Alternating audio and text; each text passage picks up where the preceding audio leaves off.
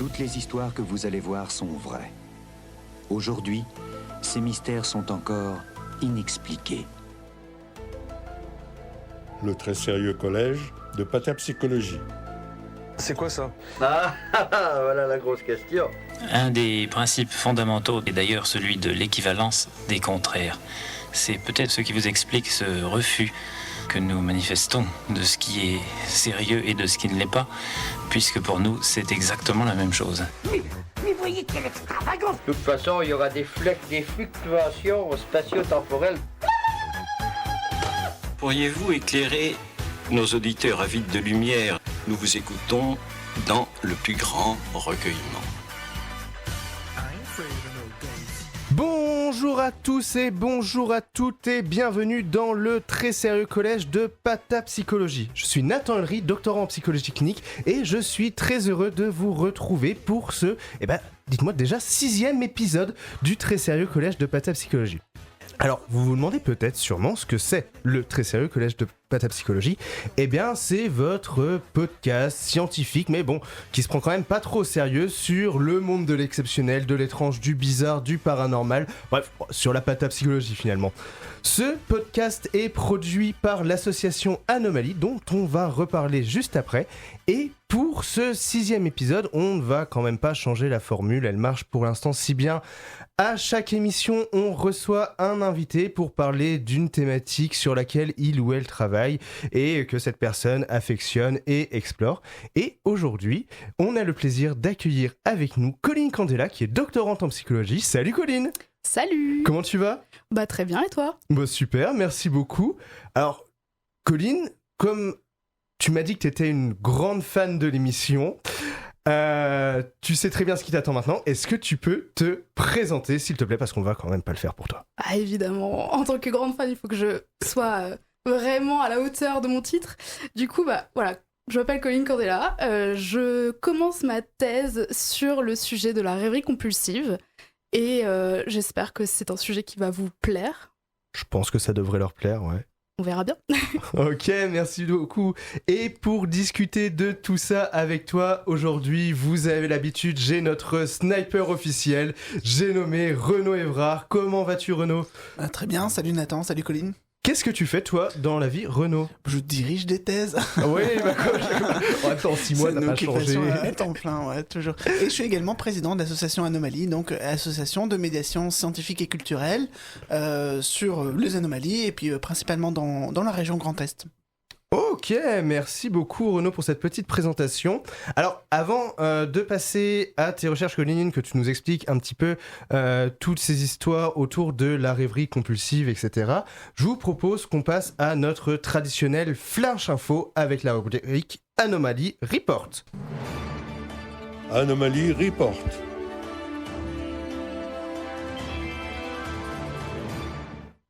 Alors, plein de choses à vous annoncer, mais on ne sait pas trop quand est-ce que vous allez écouter l'émission, alors peut-être que ce sera déjà passé, tant pis pour vous.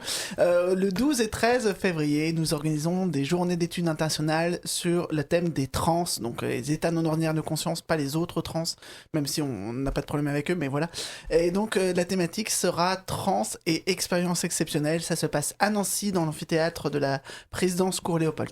Alors, habituellement, cet événement, il a lieu depuis 2022 à Paris. On le co-organise depuis un certain temps avec l'université de Paris 8, et là en fait cette année on a délocalisé ce colloque pour l'amener chez nous et pour traiter cette thématique que vous commencez peut-être à connaître à travers cette émission, qui est celle de la clinique des expériences exceptionnelles ou vécues comme paranormales.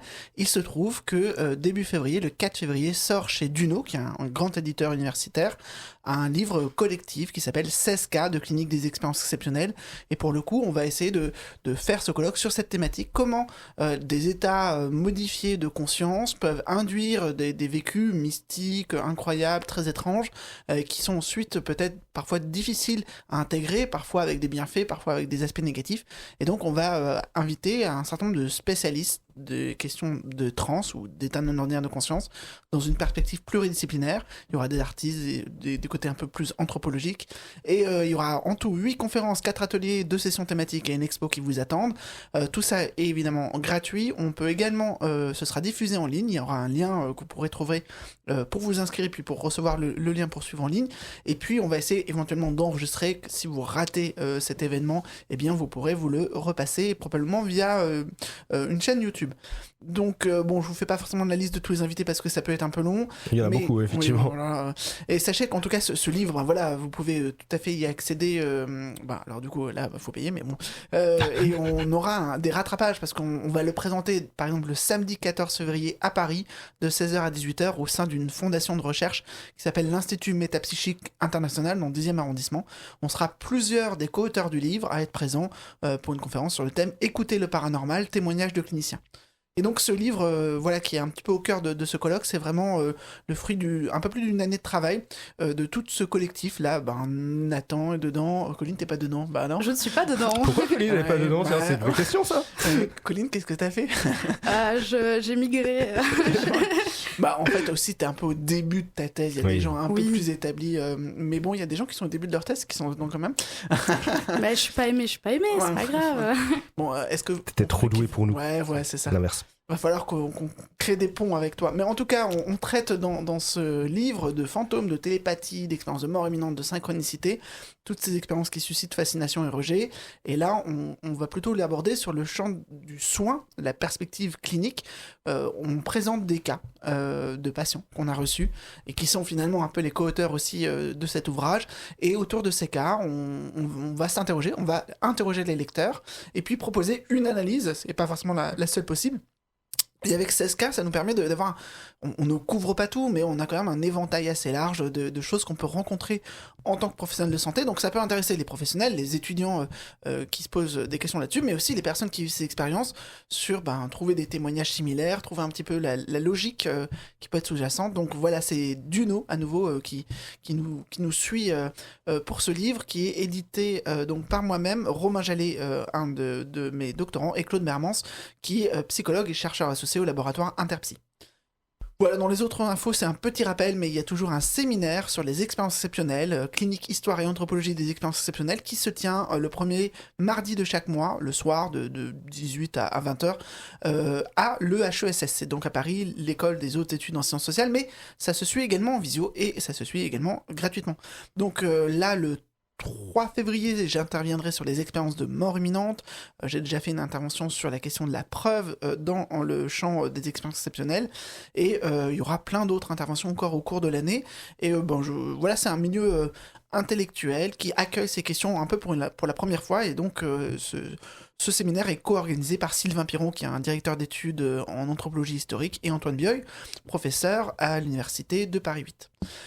Comme autre info, là, normalement, vous êtes pas trop tard. Enfin, ça dépend comment vous écoutez. Peut-être il sera encore dispo dans 10 ans, ce podcast. Là, en tout cas, très, très tous en retard. les ans, on essaye, avec l'association Anomalie, et ça fait la 3e édition en 2026, d'organiser un festival. C'est-à-dire qu'on a une série de conférenciers. On a 14 conférences, en gros, sur les 2 jours du festival, qui sera cette année le 4 et le 5 avril à Nancy, à la MJC Lillebonne, qui est vraiment au cœur de centre-ville de Nancy. Et donc 2 jours de conférences avec des gens qui vont parler des aspects très scientifiques et d'autres qui vont parler plutôt d'aspects plus fictionnels ou personnels autour des expériences exceptionnelles. Et autour de ça, il y a plein d'ateliers différents, donc des ateliers sur l'induction de la sortie hors du corps, des jeux de rôle avec un scénario original qui nous est proposé, des jeux de société sur les thématiques des anomalies du paranormal, un café où on peut échanger autour des expériences et de la curiosité qu'on peut avoir pour elles. On a également une émission publique du très sérieux collège de Patapsychologie. On va essayer un petit peu de sortir du studio, d'aller à la rencontre du monde. C'est ça, ça va faire une émission spéciale pendant le festival. Ça va être sympa cette soirée. On va goûter l'ambiance. Donc voilà. Et donc si vous avez envie de nous rencontrer, d'échanger avec nous, alors j'ai pas fini. Il y a encore un escape game géant, il y a du mapping psychédélique, il y a des expositions et plein d'autres surprises à ce moment-là. Alors c'est le week-end de Pâques. Si vous voulez une bonne excuse pour pas aller en famille, c'est parfait. On vous la sert sur un plateau.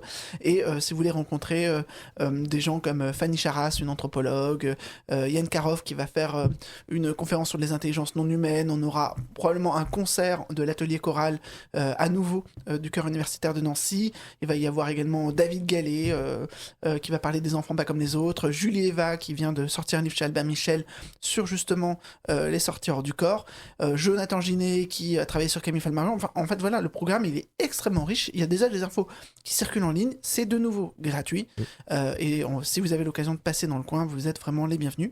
Et une dernière petite info que je rajoute, c'est juste à mettre dans le calendrier et puis on en reparlera.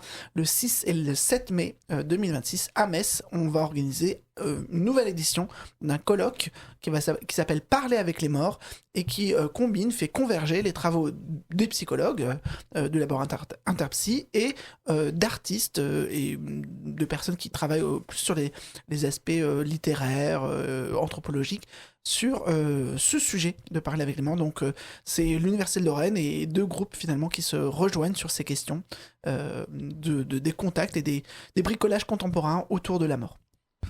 Merci Renaud pour toutes ces informations. Alors on va faire comme d'habitude notre petit rappel. Comme ça, si vous n'avez pas eu le temps de noter, vous n'êtes pas obligé de tenter de noter en conduisant. On a certainement déjà causé tellement d'accidents de la route avec cette séquence. Et peut-être l'expérience de mort imminente. Peut-être, à ce moment-là, appelez-nous, on a 2-3 questions à vous poser. Du coup, si je reprends dans l'ordre, on commence par les journées internationales sur les trans et les expériences exceptionnelles à Nancy, 12 et 13 février. C'est gratuit, il faut simplement s'inscrire en ligne, vous tapez JE Trans EXE 26, vous trouverez assez facilement, soit vous inscrivez en présentiel, soit en distanciel, Nancy, 12 et 13 février, pour célébrer la sortie d'un gros ouvrage, 16 cas cliniques des expériences exceptionnelles, qui sort le 4 février chez Duno, qui regroupe tout un tas d'auteurs, globalement beaucoup de gens que vous avez entendu passer dans le podcast, hein, il faut dire ce qui est, qui rapportent des cas qu'ils ont pu croiser dans leur clinique ou dans leur recherche autour des expériences exceptionnelles. Si vous pouvez pas être à Nancy, mais que vous voulez quand même pouvoir rencontrer certains de ces chercheurs, le 14 février, donc juste après, à Paris, de 16h à 18h, au sein de l'Institut Métapsychique International, la conférence Écouter le paranormal, témoignages de cliniciens, avec la présence de plusieurs auteurs du livre, comme je disais, co-auteurs du livre, pardon. On en a déjà parlé dans d'anciens épisodes, mais on le replace, le séminaire de l'école des hautes études en sciences sociales, le premier mardi de chaque mois, à Paris ou en visio. Et puis, le gros événement de l'année 2026, en tout cas pour nous, le Festival des Anomalies, 4 et 5 avril 2026, à la MJC Lillebonne, en plein cœur de Nancy, ateliers, conférences, animations en tout genre, café des anomalies, et puis même un enregistrement sur place d'un épisode du podcast, certainement au public. On est encore en train de bricoler ça, on n'est pas tout à fait sûr de la formule que ça aura, mais voilà, on sera sur place si vous souhaitez nous rencontrer aussi. Et petite info que tu viens de rajouter, les 6 et 7 mai à Metz, colloque Parler avec les morts, qui regroupe des thématiques autour de l'art et autour des expériences exceptionnelles, dans une chouette rencontre autour de ces thématiques. J'ai tout dit, j'ai rien oublié, merveilleux. Colline, c'est à ton tour. Bon, je me tourne vers toi. Tu es là du coup pour nous parler de la rêverie compulsive. La rêverie compulsive, c'est pas forcément un terme qu'on entend beaucoup. Est-ce que tu peux déjà nous expliquer un petit peu plus en détail ce que c'est la rêverie compulsive ? Alors oui, effectivement, c'est un terme qu'on entend très peu parce qu'il a été traduit très récemment. Je pense qu'on le connaît plus sous son nom anglophone, maladaptive daydreaming. C'est une façon de rêver de façon tout à fait normale à la base. C'est-à-dire que c'est une rêverie diurne où, comme beaucoup de gens le font, vont avoir des pensées flottantes, commencer à rêver de choses, je sais pas, dans les transports en commun où l'esprit dérive et on se fait des petites fictions dans la tête, ce qui est tout à fait normal à la base. Et la rêverie compulsive, en fait, c'est cette activité mentale qui va devenir très vive, très intense d'un point de vue qualité des images, style série Netflix, pardon. Et cette série Netflix, en fait, elle devient tellement addictive qu'on passe ses journées à rêver, plusieurs heures par jour, on va dire, et c'est là que ça devient plutôt problématique parce que ça empiète sur toutes les sphères de la vie. ça devient compliqué, ça engendre de la souffrance, et c'est là qu'on parle de rêverie compulsive, quand ça devient, on va dire, pathologique, et que ça fait peiner les gens au quotidien. Ouais. Mais alors, tu dis que ça se transforme en une sorte de série Netflix qui se passe sous nos yeux, mais c'est-à-dire que les images sont modifiées, les dialogues que les gens entendent sont modifiés. Comment est-ce que les rêveurs, déjà, est-ce que c'est comme ça qu'on les appelle? Je les appelle comme ça, en tout cas. Les rêveurs compulsifs. Les rêveurs compulsifs, comment est-ce qu'ils interagissent avec leur environnement, ou est-ce que juste ils se laissent regarder leur environnement? Comment ça se passe pour eux? En fait, c'est très immersif. La plupart du temps, ils font partie de ce scénario. Ils sont dedans, généralement à la première personne. Ça arrive qu'ils soient à la troisième. Mais généralement, c'est un peu du self-insert, on va dire. Où, prenons l'exemple de Stranger Things qui est sorti il n'y a pas longtemps. Eh bien, c'est une façon où, par exemple, tu vas t'insérer ton propre personnage dans la série.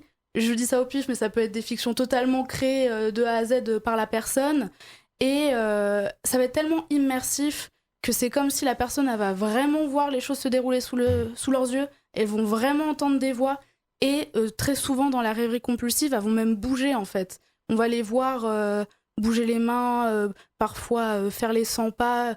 C'est vraiment un état de transe, presque, où la personne... elle va se déconnecter complètement de la réalité et être dans une immersion beaucoup plus intense qu'une rêverie classique. Alors, t'as commencé par dire, dans le métro, les gens se mettent à rêver. Je suis désolé, je suis un peu sceptique, ça n'existe plus, ça, les gens sont sur le téléphone. C'est pas Netflix dans la tête, c'est Netflix dans l'écran. Netflix dans l'écran aussi, mais c'est super intéressant parce que justement, il y a une corrélation qui est faite récemment entre l'usage abusif des réseaux sociaux et les rêveurs compulsifs, où... alors, je ne sais pas d'où est venue l'idée, mais ma petite théorie, qui est pas forcément encore très véridique, parce que je suis au début de ma thèse, alors je ne fais que poser des questions pour le moment, mais je pense que ça peut donner un fond et de la matière à décrocher de la réalité. Tu parles d'une corrélation, en fait, dans quel sens ? En fait, l'étude à laquelle je pense a mesuré la fréquence des rêveries compulsives que les personnes pouvaient faire au quotidien et la fréquence à laquelle les personnes étaient sur les réseaux sociaux et utilisaient les réseaux sociaux. Et donc, plus ils font des réseaux sociaux, plus ils font de la rêverie, c'est ça que tu dis ? Exactement. Elle est positive, ta corrélation. Les deux, elle est positive, et les deux activités, en fait, on partage un peu des points communs sur le fait de se couper du quotidien, d'être un peu dans l'évitement et se laisser porter par quelque chose de plus fictionnel, être dans sa bulle, en fait, en quelque sorte. Ok. Moi, j'avais souvenir parce que j'ai l'impression de raconter la même histoire à tous les invités, mais on se connaît depuis avant le podcast, genre on se rencontre pas aujourd'hui, voilà. J'avais souvenir que tu parlais avant de rêverie inadaptée. En fait, j'ai découvert le switch vers rêverie compulsive en préparant l'émission. Comment est-ce que toi, t'as opéré ce switch-là ? Quelle différence tu fais ? Est-ce que c'est juste un changement sémantique ? Ou c'est moi qui ai des mauvais souvenirs ? C'est de très bons souvenirs. Ok. C'est de très très bons souvenirs. Non, effectivement, ça fait longtemps que je me questionne sur le maladaptive daydreaming. Là, on est sûr de la terminologie. Ah oui, là, c'est la traduction. Ouais. Voilà. Et du coup, en licence, quand j'ai commencé à travailler dessus, bah forcément, j'écris mes travaux en français. J'opte pour la traduction rêverie inadaptée qui est littérale parce que je ne trouve pas de travaux écrits en français. Et c'est par la suite que je trouve une psychologue suisse qui travaille sur le maladaptive daydreaming et qui, elle, a déjà traduit le terme par rêverie compulsive. D'accord, okay. Elle a dirigé pas mal de travaux avec des universitaires, je crois des masterants. Je ne sais pas si ça s'appelle comme ça en Suisse, mais passons, c'est le même diplôme. Des gens qui font des études. Voilà. Des gens qui vont à l'école. Exactement. Des écoliers. Des sous-fifres. Ah, non, ça c'est les doctorants. Inconnu. Accroche-toi. Je ne parlerai pas. Je suis qu'au début, je ne peux pas me permettre. Il est en face de toi, fais attention. J'évite son regard. Du coup, les personnes qui écrivaient des études employaient plusieurs termes. Maladapté, inadapté, compulsif. C'était un peu un mélange de tout. Et au fur et à mesure, ça s'est affiné. On va dire que les gens se sont un peu accordés sur les gens... Mais quelle différence, alors, on devrait faire entre ces termes ? La différence que moi j'en ferais, de ce que j'ai pu en lire et de ce que j'en comprends, inadapté, ça a plutôt une connotation péjorative et neutre. Si je l'avais employé, c'était effectivement parce que c'était littéral, mais aussi parce que, comme la rêverie compulsive n'est pas un trouble à part entière, elle n'entre pas dans les nosographies qu'on connaît actuellement, DSM-5, la CIM-11, etc. Il y a une question de légitimité, de pouvoir se dire c'est un trouble à part entière qui ne se rapporte à aucun autre trouble, au sens où il ne peut pas être réductible à une autre explication. Donc ça me semblait plutôt pertinent. Mais inadapté, ça reste trop flou, trop neutre. Mais attends, compulsive, tout le monde ne comprend pas. Ça veut dire quoi, compulsive dans ce cas-là, pour moi, ce serait le fait que, comme la rêverie, elle devient addictive, en fait, on ne peut pas s'empêcher de rêver, ça devient incontrôlable. En fait, au début, c'est quelque chose de très agréable, on adore, on fait ça de manière volontaire, c'est quelque chose de conscient, volontaire, les gens savent que les rêveries, c'est de la fiction dans leur tête, ils sont pas dans un délire où tout se rêverait dans leur tête. Il y a cette notion de réalité, mais cette notion de réalité, elle a beau être, ça a beau être de la fiction, ça va s'imposer à l'esprit. Et par exemple, je reprends les écoliers, ils sont en train d'écouter La Maîtresse, et finalement, en fait, la série Netflix dans la tête, elle est beaucoup plus intéressante, et ils vont totalement se couper du cours, ils vont peiner à se concentrer sur le cours, l'attention elle lâche, et les rêveries s'imposent, et voilà. Et du coup, on est en train d'interdire les smartphones à l'école, mais est-ce qu'on va pouvoir interdire l'imaginaire bientôt ? Eh bien, figure-toi que j'ai vu un tweet récemment d'une personne qui parlait... C'est plus un tweet parce qu'on est sur X en fait. Pardon, Colline, mets-toi à la page un peu. Non, mais c'était juste un oiseau qui... C'est une revendication. Ah, ok, pardon. C'était une revendication. En fait, elle parlait de son histoire où elle se faisait souvent punir, et la maîtresse avait compris que pendant qu'elle était punie, elle n'avait rien le droit de faire, mais son regard se perdait un peu dans le vide, et elle était en train de se faire des petits scénarios, et du coup la maîtresse l'a réveillée, l'a coupée dans son scénario pour l'empêcher de rêver. Ouais, parce que la punition n'en était plus une. C'est ce qu'elle arrivait à se distraire sans rien. Waouh, oh le cheat code. Ouais, les parents, tu veux aller au coin, d'accord, avec grand plaisir. Avec grand plaisir. J'attends que ça en fait. Tu disais tout à l'heure que tu avais commencé tes travaux sur la rêverie compulsive quand tu étais en licence. Qu'est-ce qui, toi, t'a donné envie de bosser sur ce sujet-là quand tu étais étudiante, et au point de continuer jusqu'à en démarrer une thèse maintenant ? Je savais qu'en L3, je devais faire un mini-mémoire, comme beaucoup de L3. J'avais envie de le faire sur quelque chose que j'aimais, je ne voulais pas souffrir, et je voulais quelque chose de passionnant. Alors, j'ai cherché, et encore une fois, peut-être que moi aussi je suis addict aux réseaux sociaux, mais c'est sur les réseaux sociaux que j'ai vu les gens commencer à dire « Ah oui, moi avant de m'endormir, je rêve que je suis une guerrière qui fait la révolution, des choses comme ça. » Et je me suis dit « Ah, c'est trop marrant, est-ce qu'il y a une réalité psychologique à ça ?» J'ai tapé quelques petits mots, et je suis vite tombée sur les travaux de Ellie Sommer, sur le maladaptive daydreaming, donc... celui qui est un peu à la base du concept et qui a vraiment démocratisé ce trouble. Et alors j'ai commencé à travailler là-dessus, et je me suis dit, bon bah voilà, j'ai fait ma L3 dessus, j'abandonne quoi. Puis j'ai été prise en master. Donc je me suis dit, je vais faire mon mémoire de master dessus, puis après j'abandonne quoi. N'importe quoi cette sélection en master. Où est le mec qui fait les sélections en master ? Mais toujours là en fait. Ouais, il y a des fois des bugs incroyables. Mais quoi. Oui, on accepte vraiment n'importe qui dans le genre de master, ça devient mais affligeant. Bon, enfin, du coup j'ai commencé à travailler dessus, et je me suis dit, bah je vais m'arrêter là. Puis j'ai fait la rencontre de quelqu'un qui s'appelle Marine Mutis. Oui, qu'on a déjà reçu, épisode 3. Tout à fait. Et qui était mon encadrante pour ce mémoire. Et moi qui entrais en master était un peu dans la contradiction de je prends mon diplôme et je m'en vais, j'en ai marre des études, j'en peux plus. Et en fait, elle m'a vraiment redonné le goût de la recherche, de se poser des questions, de fouiner, avoir de la curiosité. Et j'ai redécouvert la passion d'étudier en quelque sorte, et je me suis laissée prise au piège, et maintenant je regrette. Non, je ne regrette personne absolument pas. Personne t'a forcé à t'inscrire en thèse. Elle m'a pas forcé du tout. Non, c'est vraiment au fur et à mesure des conversations, d'un travail où là vraiment je sentais que je pouvais explorer, et ça m'a beaucoup plu. Et voilà. Au point que tu as obtenu la bourse Orion, qui est une bourse d'excellence pour un jeune chercheur, quoi. Effectivement, j'en ai été très très heureuse parce que ça a été super enrichissant, les opportunités que ça a pu me mettre. Mais qu'est-ce que t'as fait de cet argent? Rends l'argent. Ça a été enrichissant les opportunités. C'était très enrichissant. Non, eh bien écoutez, comme la personne sage que je suis, j'investis dans mes propres compétences, dans mon futur de Dans mes chercheuse. poches et tout. Ah non, c'est une belle réponse, j'aurais pas répondu mieux. Tu fais quoi de ta thèse financée, Nathan? Pardon.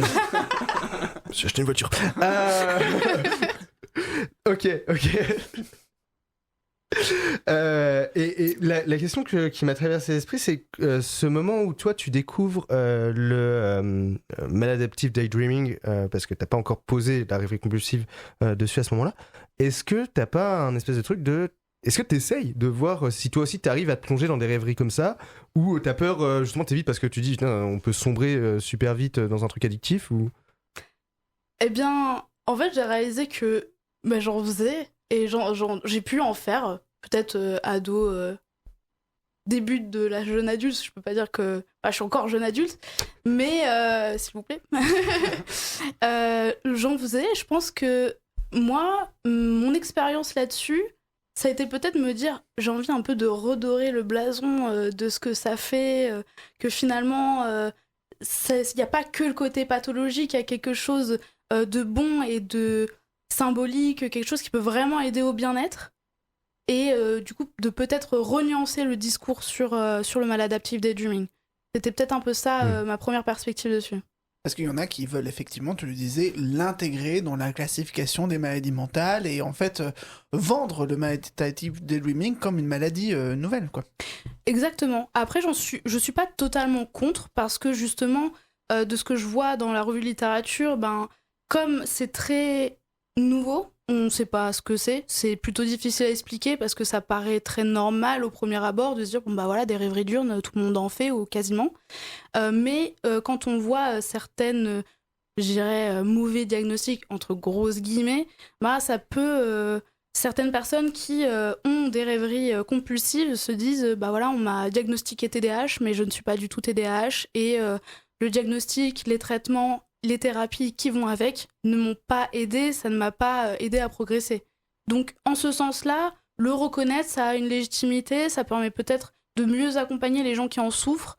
Après, je dirais que moi je travaille beaucoup avec la question de continuum, on parle de rêverie compulsive, mais dans le maladaptive daydreaming, il y a aussi l'immersive daydreaming, que je traduis par rêverie immersive, où c'est un peu... T'as un abonnement d'Apple Pro, toi. Mais je suis native, en fait. Ah, ok, pardon. Pas du tout. Et du coup, oui, rêverie immersive, qui est un peu la face, on va dire...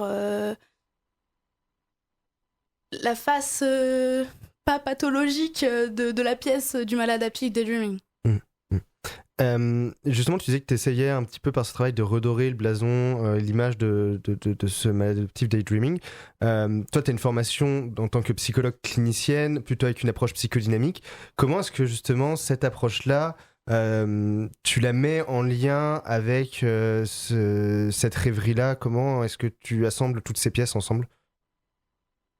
Ouais, la question est un peu ardue, je l'accorde. Non, mais j'ai une piste... Encore une fois, comme je suis au début de ma thèse, c'est vraiment que des hypothèses que je tends, des parallèles que je peux faire et que je tends à essayer d'en montrer la pertinence. Mais la rêverie, l'espace de rêverie, je le vois, comme je le dis, comme un espace, presque un peu espace transitionnel, dans un cadre où c'est quelque chose où tu emploies beaucoup ta créativité, ton imaginaire, et donc potentiellement faire quelque chose de symbolique là-dessus. Et comme... les rêveurs compulsifs, ils ont beaucoup de défauts, c'est-à-dire ils sont addicts à leur rêverie en quelque sorte. Ça va être incroyable. Mais en même temps, c'est aussi leur force d'avoir une imagination très intense. Et pourquoi pas utiliser cette imagination pour pouvoir en faire quelque chose.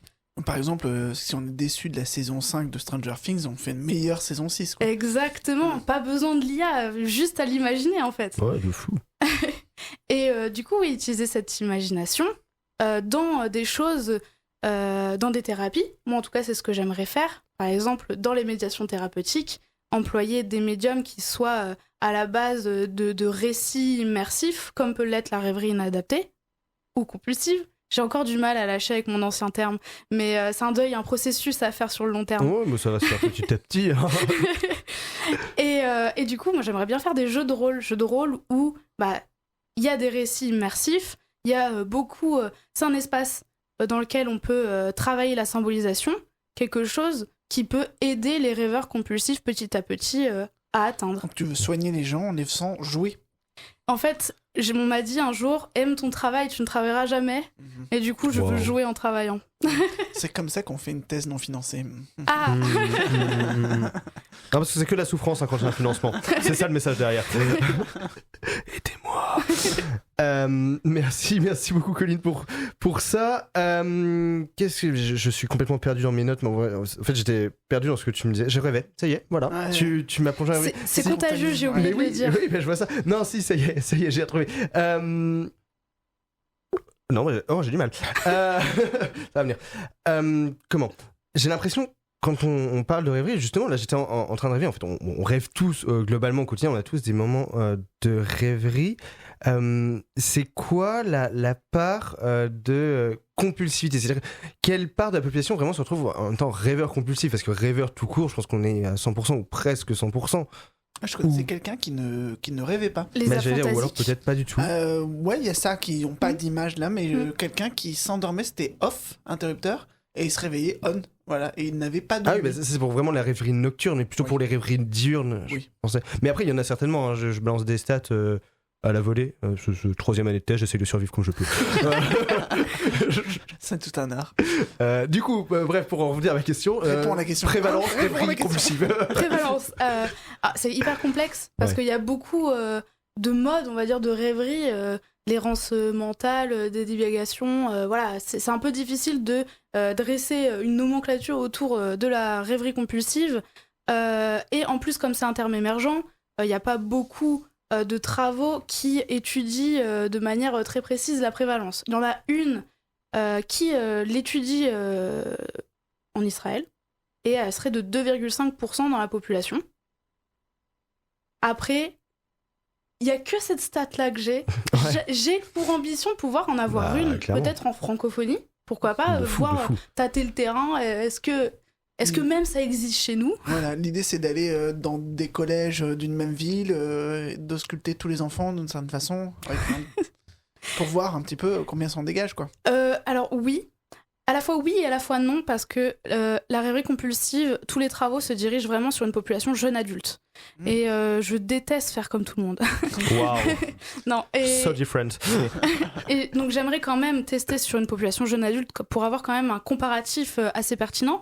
Mais je pense sincèrement qu'il y aurait aussi une pertinence à aller justement dans des écoles et voir s'il y a une réalité dès l'adolescence. Et aussi une réalité chez les personnes âgées, pourquoi pas. Ouais, j'allais dire, là tu parles d'ados, de jeunes adultes, mais pourquoi pas aller vraiment plus loin dans l'adulte, la personne âgée, et voir en fait, parce que à vue de nez, c'est vrai que ça me paraît aussi être un truc très générationnel, plutôt voilà, autour des ados, des jeunes adultes, mais en fait peut-être qu'on s'est juste pas posé la question de est-ce qu'il y en a plus loin. De ce que disent les études, c'est que ça toucherait plus les jeunes adultes. Okay. Moi, je pense qu'il y a potentiellement un lien à faire avec J'ai l'image d'une personne âgée assise sur son banc avec le regard dans le vide. Et je me demande, est-ce que ça peut pas s'apparenter à de la rêverie compulsive ? Mamie, t'es avec nous ? Ouais, exactement. Mamie, on n'est plus dans les feux de l'amour, là. Il faut revenir. Et quel est le lien avec le phénomène des switchers Les shifters, peut-être ? Shifters, peut-être. Ouais, je savais que je disais une connerie. Mais il n'y a pas de souci. Alors, le shift, en fait, quand je me suis renseignée sur la rêverie compulsive, il y a plein de petits phénomènes annexes qui ont un peu émergé, où j'ai dû faire le tri et me concentrer. Mais le shift, c'est vraiment l'une des expériences qui était le plus ressemblante. Je dirais que c'est quasiment pareil en termes d'expérience, mais dans le shift, il y a une croyance qui existe, dans laquelle où il y a un préalable, enfin Tu peux décrire ce qu'est un shifter ou un shift ? C'est une personne qui pense que les réalités alternatives existent de manière physique quantique, etc. Et qui donc va transposer sa conscience dans une réalité alternative. Et donc là, cette série Netflix, en fait, on va reprendre Stranger Things, au lieu de jouer à être dans Stranger Things, ils vont transposer leur esprit dans une réalité où Stranger Things existe et dans lequel ils existent aussi. Puisque si les réalités alternatives existent, il y en a une infinité, et puisqu'il y en a une infinité, toutes les configurations existent. C'est le monde à l'endroit du monde à l'envers. Attends, c'est parce que j'étais malade cette semaine que j'avais pas tout compris.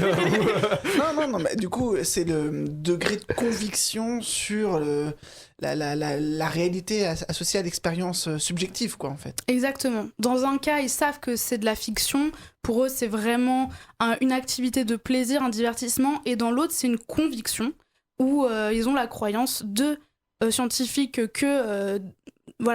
les réalités... C'est plus grave. Enfin, toi, en tant que psychologue clinicienne, tu dirais que, attention, danger, là... Je pense pas que ce soit plus grave parce que ça a été vraiment une expérience qui a été très à la mode sur les réseaux sociaux, encore une fois, pendant le Covid-19, justement, où il y avait beaucoup de gens qui postaient des méthodes infaillibles pour shifter, justement, transposer son esprit, sa conscience dans une réalité alternative. Et en fait, ce phénomène de mode, en quelque sorte, il s'est un peu évanoui. On entend beaucoup moins, que ce soit du côté des gens qui shiftaient et du côté des gens qui étudiaient ce phénomène et se dire qu'est-ce que c'est que ça ? Mais j'ai un peu l'impression qu'il y a un truc autour de l'ennui aussi qui revient. Tu parlais des personnes âgées sur leur banc, des collégiens en cours. Désolé pour tous les collégiens en cours, mais on s'est tous déjà fait chier en cours, faut le dire. Pourquoi tu dis les collégiens les lycéens, les étudiants, tout Oui, le monde, non, mais parce que tu parlais de collégiens tout à l'heure, je sais pas. Je rigole, pardon. Et là, tu parlais du Covid-19. J'ai l'impression qu'il y a un espèce de truc qui revient de l'ennui de t'as besoin d'occuper ton esprit à ce moment-là. Oui, en fait, il y a deux grandes motivations qui ressortent, je pense, de la volonté de rentrer dans des rêveries compulsives. D'une part, l'ennui, où, Covid-19, plus de travail, plus d'école, quasiment. Et donc, du coup, on essaie de pallier à l'ennui, on essaie aussi de pallier au vide, d'une certaine manière. Et on pallie aussi à la frustration que la réalité engendre. C'est-à-dire, j'en ai marre, je viens de me faire tromper. Et je ne supporte pas cette émotion négative, donc je préfère rêver de ce monde dans lequel je suis avec quelqu'un qui m'aime et qui ne me trompera jamais. Parce que comme c'est la personne qui contrôle le rêve, de manière générale, Ça va, Colline ? Non. Non, ça va très on va bien. arrêter l'émission ici. Ça va très très bien.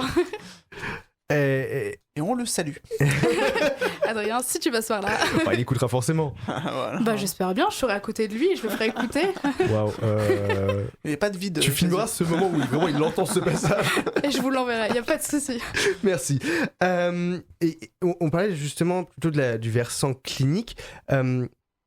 On retrouve cette population en recherche, parce que forcément quand on fait de la recherche, on va chercher cette population, mais en consultation plus libre, est-ce que c'est quelque chose qui revient fréquemment ? Est-ce qu'il y a vraiment fréquemment des gens qui viennent consulter parce qu'ils sont envahis par leur rêverie et qu'ils n'arrivent plus trop à s'en défaire ? Dans ma maigre expérience de psychologue clinicienne, j'ai pas vraiment eu l'occasion de rencontrer, en tout cas où je peux dire formellement c'est de ça dont il s'agit. En revanche, j'ai quand même eu la chance de discuter avec des gens qui ont eu beaucoup plus de place dans ce domaine. Je pense à Ellie Sommer, je pense à Daniela Jopp, avec qui j'ai pu discuter de leur expérience. Et eux, ils constatent quand même une demande de gens qui viennent vers eux, ou même de collègues qui viennent vers eux en disant « Ok, je sais que tu travailles là-dessus, j'ai l'impression que cette patiente ou ce patient... il est confronté à ça, je ne sais pas comment faire parce que j'en ai jamais vraiment eu conscience de ce phénomène-là, qu'est-ce que je fais ? Ok. Il y a un business, quoi. Ouais, non, mais après tu peux ouvrir une clinique privée, tu les amènes à rêver, ils deviennent addicts. Non, c'est horrible ce qu'on est en train de préparer là. J'ai tout noté. Ok, l'ambiance devient vraiment chelou. T'as travaillé pendant déjà ta licence, tes 2 années de master sur le sujet. Là, tu démarres une thèse dessus. Déjà, première question, t'es pas un peu fatigué de la rêverie compulsive? Ouais, j'allais dire inadaptée, mais je savais que c'était pas ça. Mais c'est tellement... Ça sonne bien, inadapté. Enfin bref.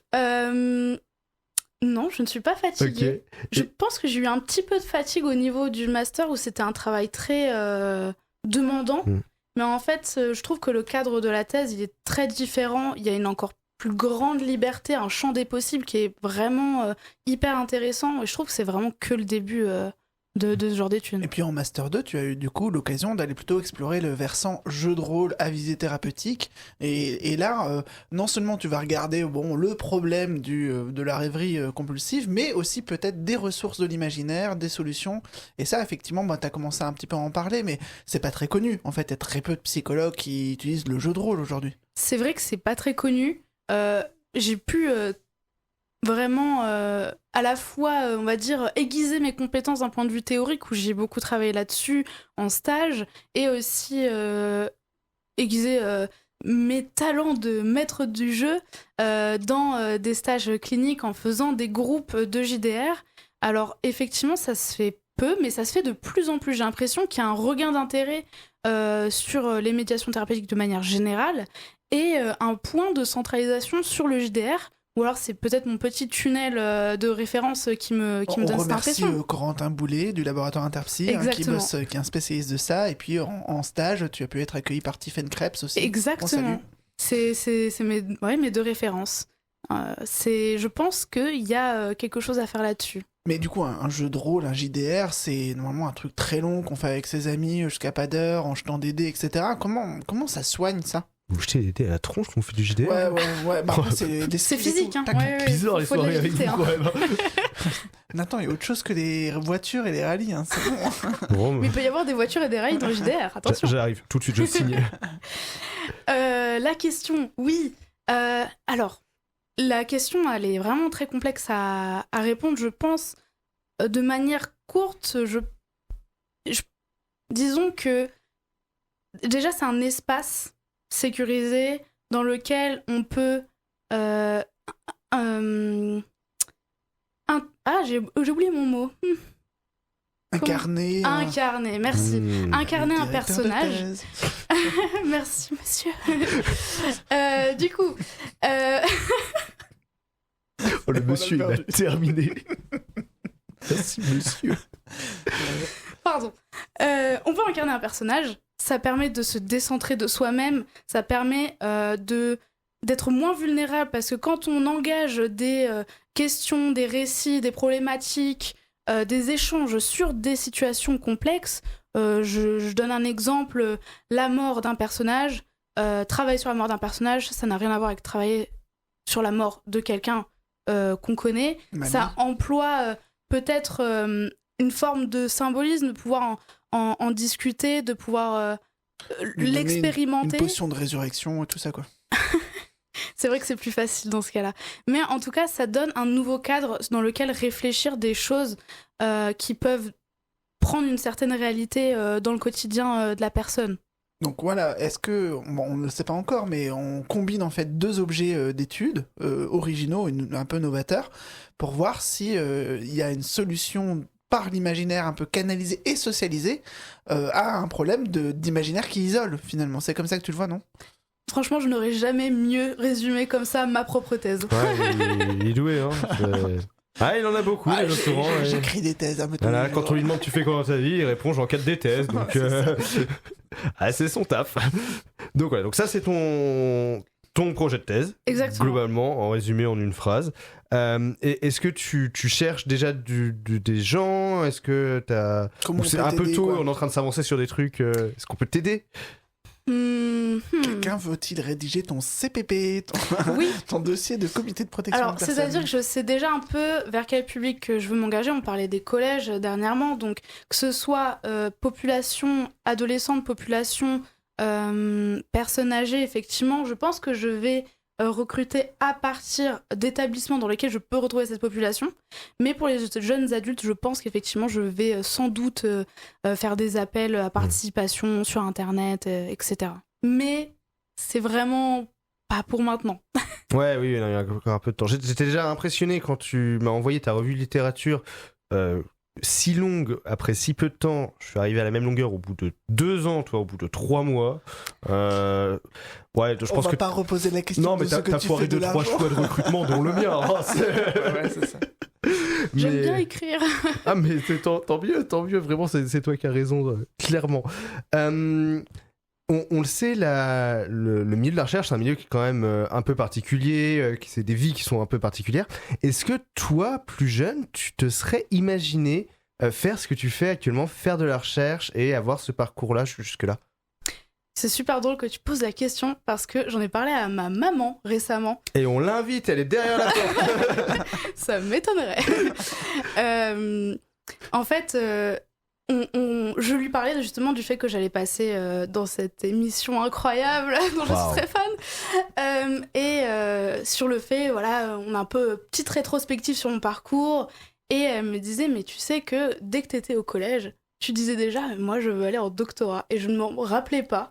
Elle, si. Eh, mais c'est chouette. C'est une Tu folie. rêvais debout déjà. Non, ah oui, ah c'est beau. Non, je pense que j'avais un énorme melon et je voulais un super beau diplôme. Oh, ça a de la gueule. Hein. On va le lustrer, on le prépare déjà. Ouais. Tu peux le rajouter après sur ta boîte aux lettres. Mais c'est-à-dire qu'en fait, j'ai des frères et ça marche beaucoup pour se vanter. Des petits ou des grands frères? Des grands frères. Ah, c'est encore mieux. Ouais, il y a un peu de compète. Pourquoi s'arrêter à la licence quand on peut faire le master? Et pourquoi s'arrêter au master quand on peut faire un doctorat? Ouais, sur un malentendu, ça passe. Et puis tu sais que enfin, j'en fais ce que tu veux de l'info. On peut faire plusieurs thèses. Non, alors là, par contre, la maladie mentale s'arrête ici. Ah, ok. Ah non, mais le diplôme de doctorat, c'est pas le dernier diplôme. Après, c'est l'HDR, l'habilitation à diriger des recherches. Mais ça implique une carrière académique, c'est quand même. Il faut pas. Après, tu diriges des thèses. Tu diriges des thèses, t'animes des podcasts avec tes doctorants. Est-ce que tu es heureux dans cette vie? Est-ce que je devrais suivre ton J'ai chemin? une frustration personnelle de n'avoir droit qu'à 10 doctorants parce que j'adore diriger des thèses. Il y a plein de gens qui veulent. D'ailleurs, t'étais pas un peu au-dessus et t'as dû en. Enfin, il y en a qui sont partis, mais t'as pas pu en reprendre depuis. J'ai sacrifié 2 doctorants, on va pas pouvoir les inviter. Ah, ok, c'est comme ça que j'ai fini ma revue de littérature, c'est pas un sacrifice. Ok, je me disais bien, d'un coup, j'étais inspiré. C'était un sacrifice, d'accord, merci à eux d'avoir donné leur vie. L'émission part complètement en vrille, ça n'a plus aucun sens. Eh oui, c'est une émission onirique. Mais c'est ça, c'est la thématique. On rêvasse ensemble, c'est une rêverie collective. On vient de parler de sacrifier des gens quand même. C'est peut-être. C'est un rêve comme un autre. Les rêveries ne sont pas que positives. Oui, parce que je parlais beaucoup de distraction, du fait qu'on se fait plaisir, mais j'ai pu rencontrer au cours de mon master justement des gens qui faisaient des rêveries compulsives, mais c'était des scènes par exemple d'agression où c'était vraiment pas agréable et à chaque fois elle était en boucle dessus et c'était vraiment complexe de pouvoir se détacher de cette rêverie. Mais il y a un profil par exemple de gens traumatisés, etc. chez qui ça arrive plus? Alors c'était mon hypothèse en licence. De faire une corrélation entre rêverie compulsive et trauma, notamment trauma infantile. Il y a certaines études qui penchent plus sur oui, d'autres sur non. C'est vraiment très... Super. Ouais, c'est ça. C'est très peu... Il n'y a pas vraiment de conclusion propre, mais ça penche plus sur non. C'est un tout petit champ de recherche en fait, il y a tout à faire, non? Ouais, un petit peu. Alors, quand même, il y a pas mal de... Une petite recherche Google Scholar, elle m'a un petit peu calmée sur le fait que je voulais faire une revue de littérature exhaustive. C'est pas possible de faire une revue de littérature exhaustive finalement. T'as de la matière. J'ai beaucoup de matière quand même, mais il y a quand même pas vraiment de consensus, j'ai l'impression. S'il y a corrélation positive entre les deux, c'est souvent médié par autre chose. Une propension à la fantaisie, une inclination à tout ce qui est objet fictionnel, séries, films, JDR, ce genre de choses, ou des profils particuliers d'attachement. Et en fait, à chaque fois, il n'y a pas de corrélation claire et établie. Ok. C'est peut-être très riche en fait derrière. Il y a peut-être plein de personnes qui utilisent pour un refuge, un échappatoire ou un loisir créatif, cette rêverie qui est à portée de tout le monde. Oui, tout à fait, oui. Ouais, et puis t'as encore en même temps plein de choses à découvrir, même s'il y a déjà de la matière, ça te laisse un champ des possibles assez Après, immense. on s'arrête à peu près 6 ans de thèse, hein, parce que... Ouais. Après, Je me fais compte pas taper sur les doigts. rester non plus très longtemps. J'ai fait ma revue littérature en 3 mois. Ouais, j'avoue. Ça se boucle en 1 an et demi, 2 ans, grand max, Colline. Alors peut-être pas quand même à ce point-là, Ouais. parce que je vais ralentir. Allez. On va lever le pied un Si petit elle peu. soutient avant toi, Nathan, on fait quoi? Arrêtez, me donnez pas des challenges comme ça, j'adore ça. Si, puis moi, ça me donne un peu une excuse pour pousser. Non, c'est pour laisser Colline soutenir avant moi. Ouais, c'est ça, ouais. Viens, on fait ça, s'il te plaît. Très marrant, gentleman de ouf. Non mais on verra, je me laisse porter aussi, on verra comment ça avance, mais j'ai envie, enfin j'ai vraiment le feu qui brûle, j'ai vraiment très très envie de faire tout de suite mes expérimentations, mais il y a peut-être des étapes qu'il faut pas que je grille. Mais donc, déjà, tu es parti, en fait. Oui. Bon, alors, tu n'es pas nancéenne de départ. je suis pas nancéenne. Mais, Dans nos cœurs, si. Du coup, là, Oh. On est trop mignons.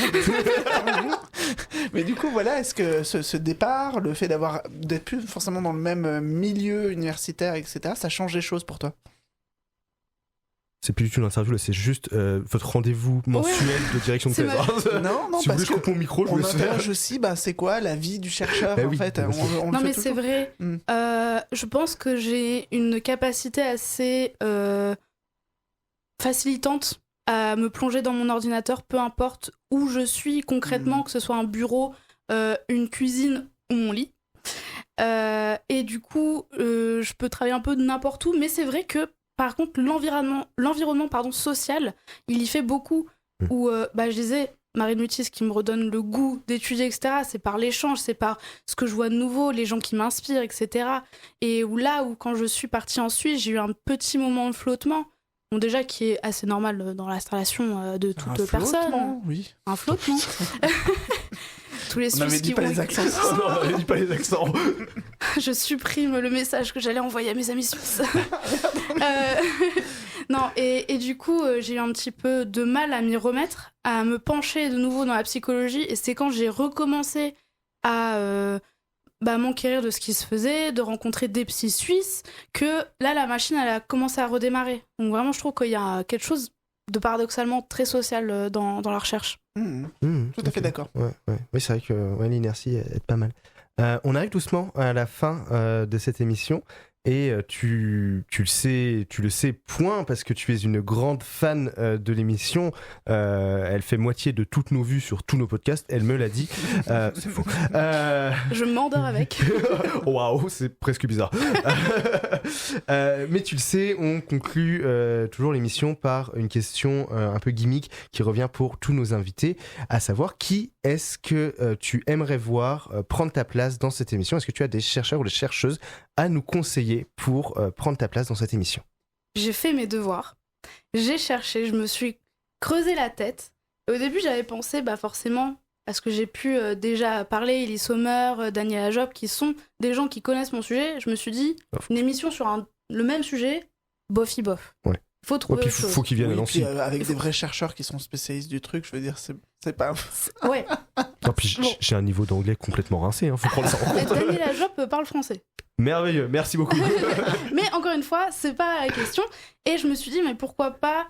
Parce que du coup, en master, j'ai commencé à un petit peu effleurer d'autres sujets, et notamment la tulpamancie, qui est très intéressant. Je sais pas si je définis très rapidement ce que c'est. Ouais, t'as un petit peu de temps, mais vas-y, s'il te plaît. En fait, c'est une croyance tibétaine selon laquelle on peut se créer un ami imaginaire, mais en fait, il y a un tel investissement sensoriel qui devient sa propre personne.